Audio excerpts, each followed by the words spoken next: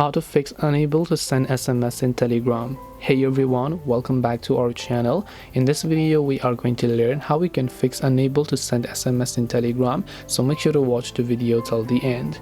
Now, to basically fix unable to send SMS in Telegram, this usually happens when you're trying to log into the same account repeatedly over a couple of hours or couple of times, right? So when you have been doing this, Telegram might think that you are spamming the account. That is why they won't let you log in and will most likely restrict the access. Now, in most of the cases, to solve this, I want you to simply wait a couple of hours before you try to log in again. This process will get solved automatically.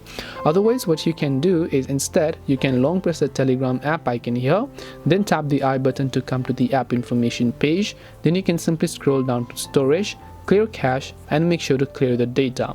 After you do that, go to your app store and then check if the Telegram app has an update. If it does, make sure to update it to the latest version.